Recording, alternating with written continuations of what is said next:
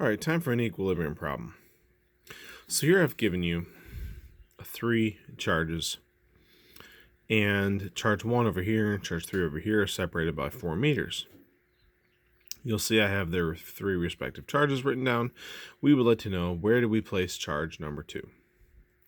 So let's let this gap be known as distance 1, 2. Sorry, it's focusing on my hand there. And this distance will be known as distance 2, 3.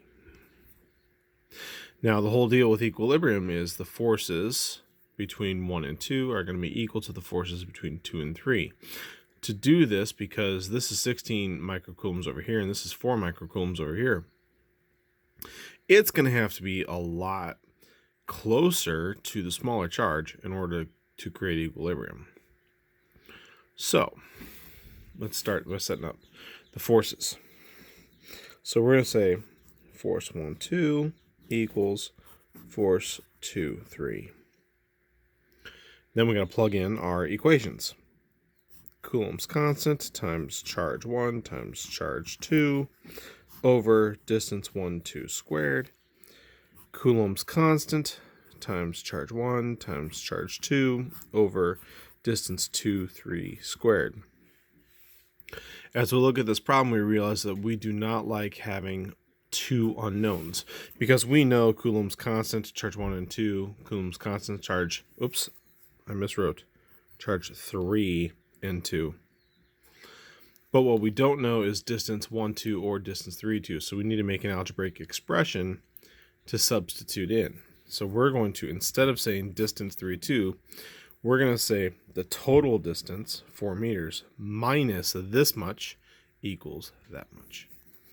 So we're going to say 4 meters minus distance 1, 2, quantity squared.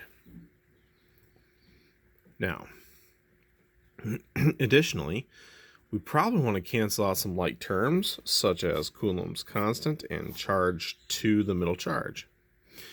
And so that just leaves us charge 1 over distance 1, 2 squared, and charge 3 over 4 minus distance 1, 2 squared. So let's rewrite that. Got a little cloud. I'm going to fill in my forces, fill in my charges here. So negative 16 microcoulombs over distance 1, 2 squared equals negative 4 microcoulombs over 4 meters minus distance 1, 2 squared, parenthesis. And another thing I can cancel out is these negatives can cancel out. That's what that whole multiply both sides by -1 trick. And these micros can go away, making things a little simpler for us. Now, your coulombs, I just kind of tend to forget about them. Shh, don't tell. All right, my next step is square rooting and cross multiplying. And truth be told, it doesn't matter which order you do them in. I tend to square root first and then cross multiply. Square root the whole thing. So square root of 16 is 4 over distance 1, 2 equals 2 over 4 meters minus distance 1, 2. Throw a parenthesis on that just for fun. Now I got to cross multiply.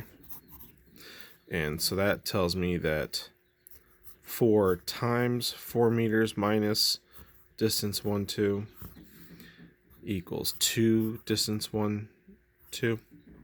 And then I need to distribute this 4 and say 16 meters minus 4 distance 1, 2. People forget to do that all the time. I'm not showing you the step I just did. Oops. People forget to do this thing right here. Messes them all up. 2 distance 1, 2. Now we're going to move like terms over. So I'm going to add the 4 plus the 4. So 16 meters equals 6 distance 1, 2. Again, I'm not showing it to you. I got to keep my eyes on the screen. And then I need to divide by the 6. 16 divided by 6. I gotta look that up. It's going to be a little less than 3. But 16/6 is going to be essentially the answer. I like decimals. It's just who I am. But there you go. That's how you do it.